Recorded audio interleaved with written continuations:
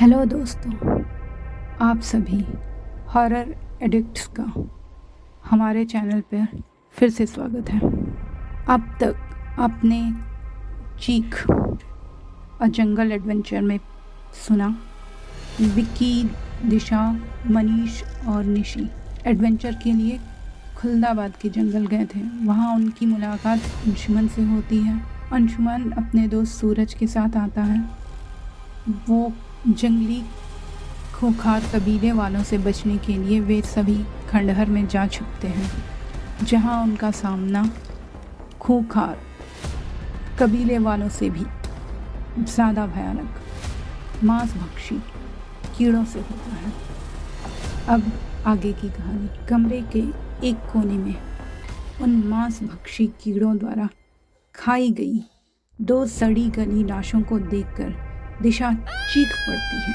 वहाँ साथ में एक टूटा हुआ फ़ोन भी पड़ा होता है। उनमें से एक के गले में उसका आई कार्ड पड़ा हुआ था। वो दोनों जब फ़ोन और आई कार्ड लेकर पहुँचती हैं तो उन्हें देखकर अंशुमन बिलख पड़ता है। वो आई कार्ड और फ़ोन उसके भाई का ही था। वह उसे ढूंढने के लिए ही उस जंगल में आया होता है, पर टूटे हुए फ़ोन में से आवाज़ कैसे आ रही थी ये कोई भी नहीं समझ पाता। अगली सुबह उनको अंशुमन मरा हुआ मिलता है। रात के अंधेरे में वो कीड़े उसके गले में छेद करके उसकी बॉडी में घुसकर उसे अंदर से खा चुके होते हैं। अंदर मांसभक्षी कीड़े, बाहर कबीले वाले। यहाँ से निकले तो कैसे निकले? मनीष बदहवासी में बड़बड़ा रहा होता है। विक्की भागने का प्लान बनाता है। मैं और मनीष जंगलियों का ध्यान बटाएंगे। तुम दोनों जीप तक पहुंच जाना और हम लोगों तक जीप ले आना। विक्की ने बहुत ही कॉन्फिडेंट होकर कहा। इसमें बहुत रिस्क है। दिशा विक्की के पास पहुंचकर परेशान होकर कहती है, अगर यहाँ से निकलना है तो रिस्क तो लेना ही पड़ेगा। विक्की समझाता है। अगले दिन प्लान के मुताबिक दोनों लड़के खंडहर से निकलकर एक तरफ दौड़ लगाते हैं। उनको देखकर कबीले में हड़कंप मच जाता है। कबीले वाले उनका पीछा करने लगते हैं। इसी बीच मौका देखकर दिशा और निशी जीप की तरफ भागती हैं, पर आधे रास्ते में ही निशी का घायल पैर पत्थर से टकरा जाता है और वो चीख पड़ती है और वहीं गिर जाती है। चीख सुनकर कबीले वालों का ध्यान इनकी तरफ आ जाता है और वो तीर छोड़ने लगते हैं।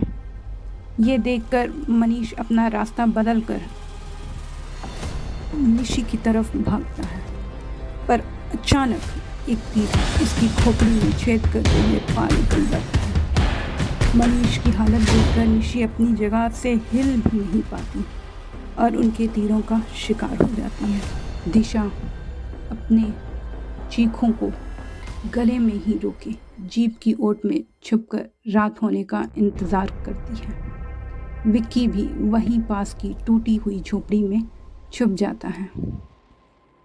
आज तो रात ने आम दिनों से बहुत ज़्यादा वक्त लगा दिया आने में। रात में जब लोगों की आवाजाही ऑलमोस्ट बंद हो जाती है, तब विक्की सबकी नज़रों से बचते बचाते जीप तक पहुंच जाता है। दरवाज़ा खुलने की आहट पर डर से दिशा के पूरे शरीर में बिजली दौड़ जाती है। विक्की को देखकर उसकी सांसें बहाल होती हैं, जैसे वो सांस लेना ही भूल गई हो। दोनों गले मिलकर सिसक सिसक कर रोते हैं। फिर खुद को संभाल कर वो जीप को कुछ दूर धक्का देकर निकालने का डिसाइड करते हैं।